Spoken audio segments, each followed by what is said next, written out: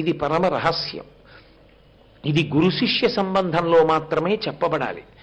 ఎవరి కొరకు చెప్పబడాలి అంటే, ఎవరు ధార్మికమైనటువంటి కారణాలకి భూమిని పొందాలని కోరుకుంటారో, నాకు ఇంత భూమి ఉంటే బాగుండును, నేను ఇంత మంచి పని చెయ్యాలని త్రికరణ శుద్ధిగా కోరుకుంటారో, వాళ్ళు ఆ మంత్రాన్ని ఉపదేశం పొంది జపం చేస్తే వాళ్ళకి భూమి కలిసి వస్తుంది.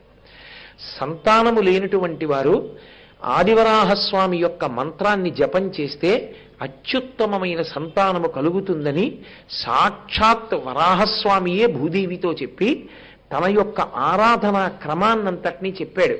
నన్ను ఇలా ఆరాధన చెయ్యవలసి ఉంటుంది, నేను పరమప్రసన్నుణ్ణవడానికి నేతితో కూడినటువంటి పాయసాన్నమునందు తేనె కలిపి నాకు నివేదన చేస్తే నేను ఎంతో సంతోషిస్తాను, అది నాకు ప్రీతిపాత్రము.